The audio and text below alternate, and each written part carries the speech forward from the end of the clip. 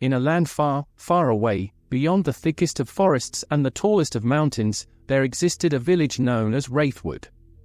This village was unlike any other, shrouded in a perpetual twilight that bathed everything in eerie, silvery hues. The villagers lived in constant fear of the night, for they knew the terrible secret that haunted their home. In the heart of Wraithwood, there stood an ancient, twisted tree. The villagers called it the Widow's Oak. It was said to be cursed, and no one dared approach it, especially after the sun had set. Legends whispered that the tree had a dark, insatiable hunger for human souls. Many years ago, a beautiful maiden named Elara lived in Wraithwood. She had long, flowing hair as black as a raven's wing and eyes that sparkled like stars. Elara was kind-hearted and beloved by all. But her beauty caught the eye of a sinister entity that dwelled within the Widow's Oak. On the eve of her wedding, Elara went missing. Her betrothed, a brave woodsman named Finn, searched desperately for her. The villagers, too frightened to join him, could only offer their prayers. Finn's search led him to the Widow's Oak, where he found Elara standing beneath its gnarled branches, her eyes vacant and her lips murmuring an ancient, dreadful chant. As Finn approached, the tree's roots came alive, wrapping around Elara's ankles, pulling her closer. Finn rushed to save her, but the roots ensnared him too. A deep, malevolent voice echoed from the tree, promising to release Elara if Finn offered his soul instead. Without hesitation, Finn agreed. The roots tightened around him, and as Elara fell unconscious, the tree absorbed Finn's soul, leaving his lifeless body behind. Elara was found the next morning at the edge of the forest, confused and heartbroken. She could remember nothing of the previous night.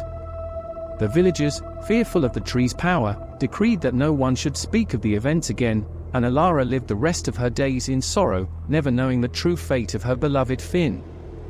Years passed, and the tale of Elara and Finn became a chilling bedtime story to frighten children. But the curse of the Widow's Oak persisted. Every generation, on the night of the full moon, a villager would disappear, lured to the tree by an irresistible call. One such full moon night, a young girl named Lily, curious and headstrong, decided to uncover the truth. She had grown tired of the endless warnings and the constant fear that gripped the village. Armed with only a lantern and a small silver dagger her grandmother had given her, Lily set out for the Widow's Oak. As she approached the tree, the air grew colder and the shadows lengthened. The tree loomed before her, its bark resembling the twisted faces of tormented souls. Lily heard a soft whisper, calling her name. She felt a compulsion to step closer, but she tightened her grip on the dagger, determined to resist. Suddenly, the ground beneath her feet shifted, and dark roots emerged, reaching for her. Lily slashed at them with her dagger, the silver blade glinting in the moonlight. The roots recoiled, and the tree let out a thunderous, inhuman roar. Lily knew she had only a short window to act. With all her strength, she plunged the dagger into the tree's trunk. The Widow's Oak trembled violently, and a blinding light burst from the wound. The souls trapped within the tree, including Finn's, were released in a torrent of anguished wails. The tree began to wither and crack, its bark splitting open to reveal a hollow core. Among the released spirits, Lily saw a spectral figure approach her. It was Finn, his face serene and grateful. He placed a ghostly hand on her shoulder, whispering his thanks. The spirits ascended into the sky, vanishing into the night, leaving the village forever free of the tree's curse.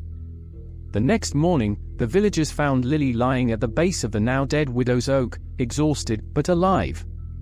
She recounted her harrowing experience, and the villagers, no longer afraid, praised her bravery. They cut down the remains of the tree and built a shrine in its place to honor those who had been lost to its dark power. From that day forward, Wraithwood was no longer shrouded in fear. The perpetual twilight lifted, revealing a village bathed in warm sunlight.